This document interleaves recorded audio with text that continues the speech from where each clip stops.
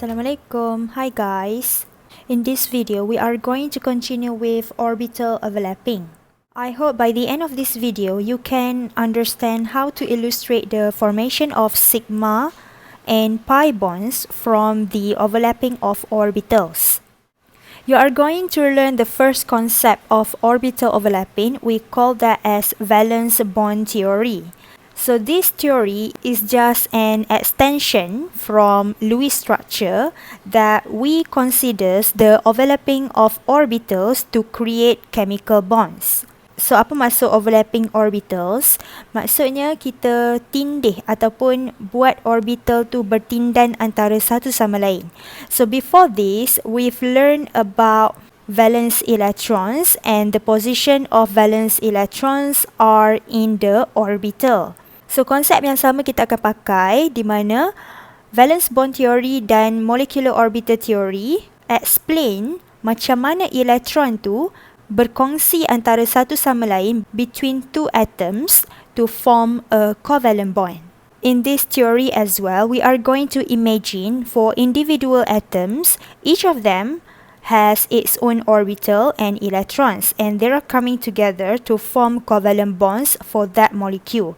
Last but not least, the valence bond theory is based on 4 postulates. So we are going to learn the first postulate, where a bond is formed when atomic valence orbital overlap with each other.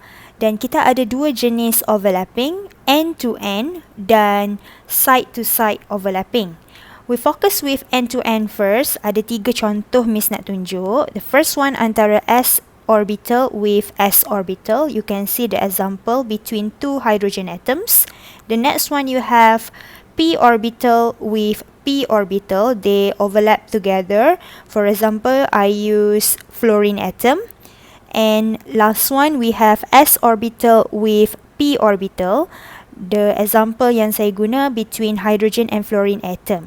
So you can see that overlapping diorang antara end to end, hujung ke hujung. Okay, so that's why dia akan bergabung untuk buat overlapping of their orbitals. This orbital hanya untuk valence orbital sahaja. That is why you have to understand how to write the valence electronic configuration dan tentukan bilangan valence electron. Next one, kita ada contoh yang kedua iaitu bahagian side-to-side overlapping. So side-to-side contoh dia macam mana? We use p orbitals. So I have 2 p orbitals here. You can see that both of them overlap with each other side-to-side. Tepi, bahagian tepi, ataupun ini dari pandangan kita nampak dia secara menegak, ini daripada pandangan kita nampak dia secara melintang. So dia overlap between each other side to side. So settle for postulate 1, we go for second postulate, which is overlapping orbitals contain a pair of electrons with opposite spin. So apa maksud a pair of electrons? Contohnya saya ada p orbital, dia overlap with another p orbital, and I can understand overlapping end to end here ada a pair of electrons. So I put a pair of electron opposite spin. So you can see that amount of electron here in the overlapping orbital is 2 electrons. That's for postulate 2. Next, postulate 3, it said that electron density concentrates higher between the bonded atoms. For example, I have hydrogen atom with another hydrogen atom. Kita overlap between those 2 orbitals. Bentuk dia S orbital lah sebab H ada satu je elektron, dia dalam 1s. And then you can see the shape is spherical, and in the middle of this area di mana orbital hydrogen atoms, both of them overlap together. So kita boleh nampak area ini has higher electron density, as we know that area that overlap contains a pair of electron ataupun 2 electrons. Next, we go for postulate 4, where postulate 4 said that the strength of covalent bond is proportional to the area where the atomic orbital overlap.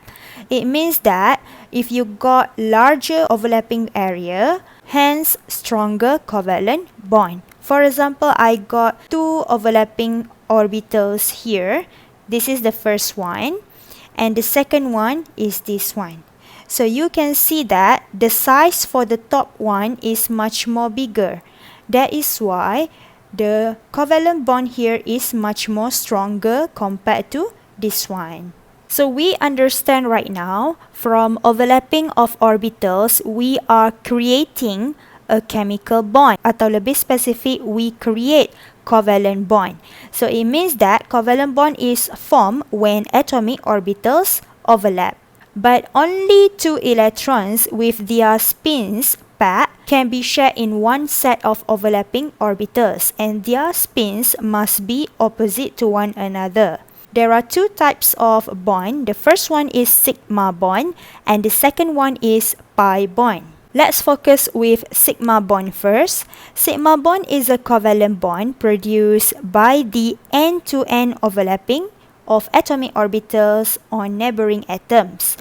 So I emphasize here the word end-to-end, and it is a covalent bond. So for end-to-end overlapping, to produce the sigma bond, we have three types. The first one is s orbital with s orbital, next s orbital with p orbital, and the last one p orbital with p orbital. So how do we want to understand the orbital overlapping for these three types? We are going to learn how to draw the orbital overlapping. So we start with s orbital with s orbital. You can see that here we got example 1, hydrogen molecule. So we have two hydrogen atoms. So I'm going to write the VEC for hydrogen in orbital diagram. Kita akan tulis dalam bentuk orbital diagram much more easier so that you can see the number of electrons in the valence orbital. So I'm going to start with the first hydrogen. I have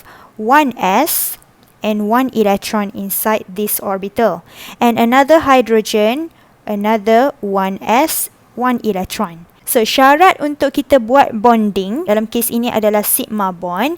Kita perlukan unpaired electron to form the bonding. So you can see that unpaired electron maknanya dia tak ada couple. So we got unpaired electrons for two different hydrogen atoms. So we are going to draw the shape for this orbital. 1s is spherical.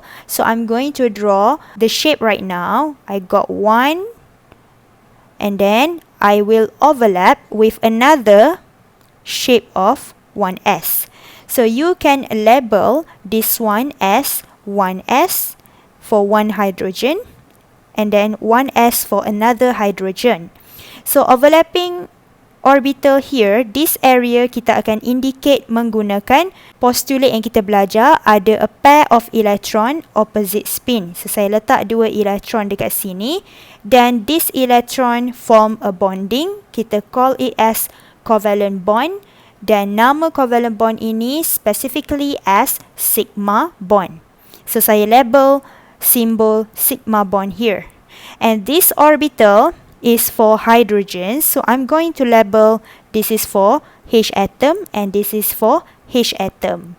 So inilah the first orbital overlapping between s orbital and s orbital to form sigma bond. Next, we go for the second one. We have s orbital with p orbital. I got the second example, HF. So draw dulu orbital diagram untuk VEC. I got hydrogen, one electron in 1s orbital, and then I got fluorine. Fluorine is in group 17, so we have 7 valence electron in 2s and 2p orbitals because fluorine is in period 2. So I'm going to draw the electron 1, 2, 3, 4, 5, 6, 7. So you have 7 valence electrons for fluorine. And in this case, as I mentioned before, we need unpaired electron to form the bonding. Dalam hydrogen, we have this one. And then dalam fluorine, we have this one. So these two electrons akan overlap together to form sigma bond. So saya akan draw for hydrogen, bentuk dia spherical because 1s. So I have hydrogen.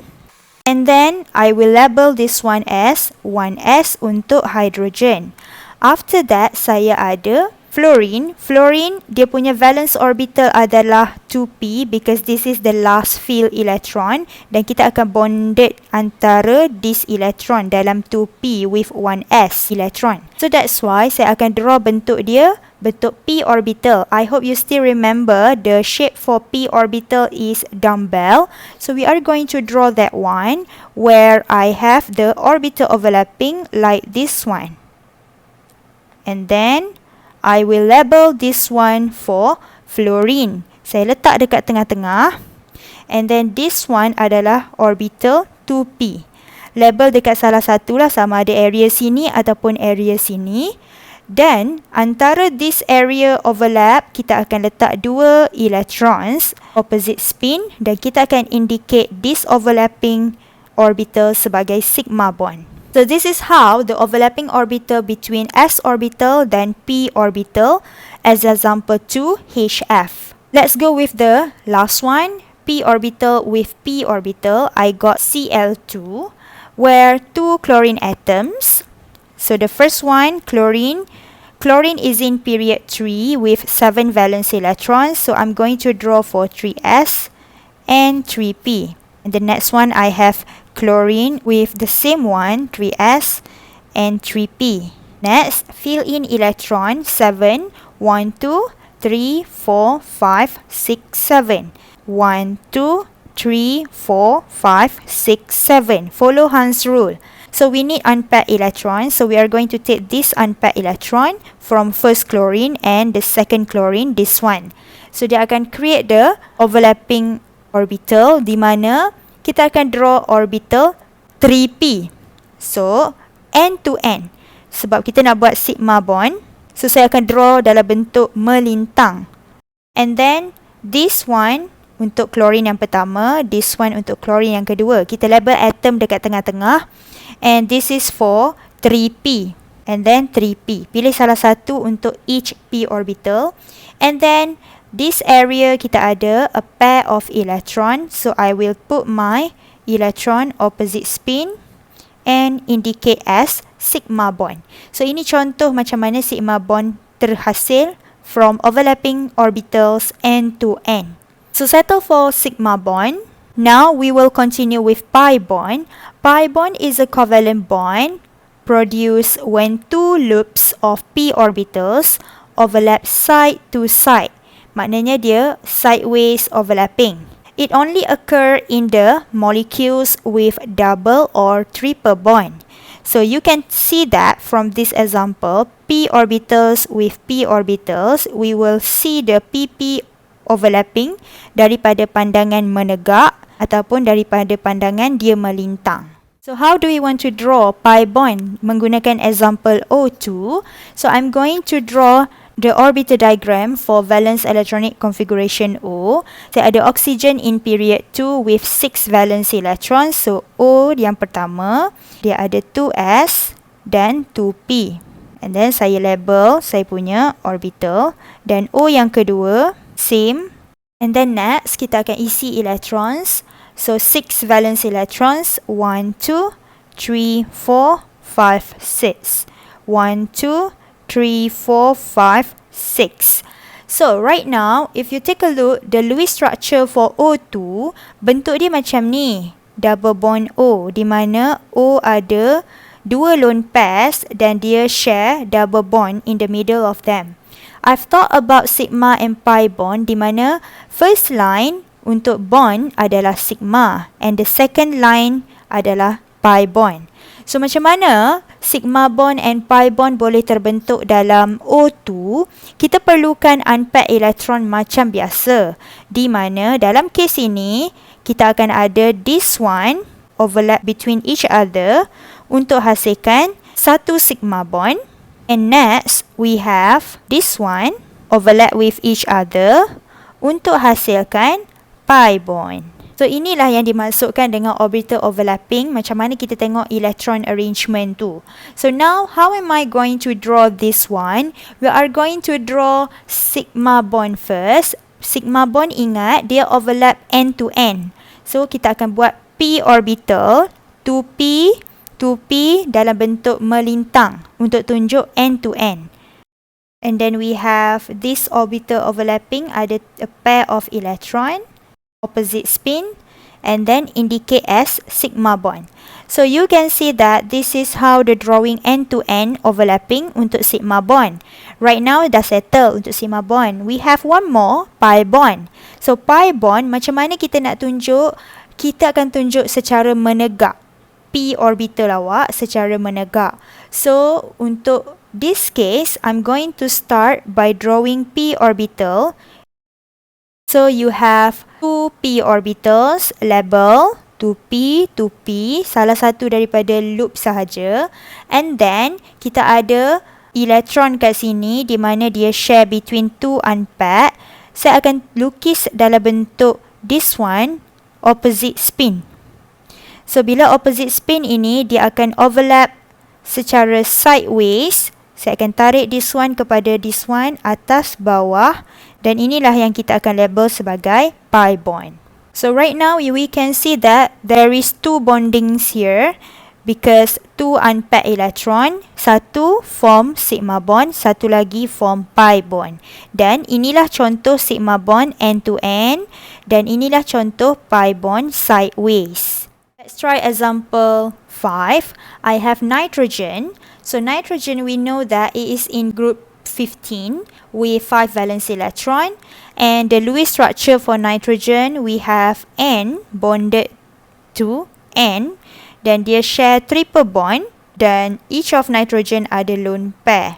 Next, I'm going to write the orbital diagram for valence electronic configuration for each nitrogen. So this is how your valence orbital untuk nitrogen. So kita lihat dekat sini, awak ada 3 unpaired electrons for each nitrogen. So as I've taught you before, the first bond, sigma bond, the second bond, pi bond, and the third bond, pi bond. So you can see that we have 3 bondings here. So maknanya, dalam kes ini, yang pertama akan overlap menghasilkan sigma bond. And then yang kedua, dia akan overlap menghasilkan pi bond. And last one, dia akan overlap untuk hasilkan another pi bond. So macam mana kita nak tunjuk? For this case, I'm going to draw sigma bond first. So sigma bond end to end, kita akan draw dulu untuk 2p orbital. Don't forget, this is for nitrogen atoms. And then I have a pair of electron here. Dan kita indicate sebagai sigma bond because end-to-end overlapping. So settle for sigma bond. Now we are going to draw pi bond. Tapi pi bond ada 2. I'm going to draw one by one. So this is the first pi bond. Kita letak electron opposite spin. Dan kita tarik dia untuk tunjuk atas bawah menghasilkan overlapping side to side to form pi bond. And after that, kita ada satu lagi. And right now, I have this one, opposite spin, untuk tunjuk dia overlapping with one another. Tarik atas bawah. Dan dia hasilkan another side to side overlapping untuk second pi bond awak. So this is the drawing for orbital overlapping for nitrogen molecule. Jangan lupa indicate setiap loop, apa nama loop tersebut. You can see this is 2p, this is 2p, and then don't forget you got this one 2p as well. And then jangan lupa tunjuk a pair of electron share between two orbitals, dan awak akan dapatlah jawapan yang tepat. So settle untuk orbital overlapping. I hope you guys enjoy with this drawing lesson. I'm going to continue in the next video. Bye!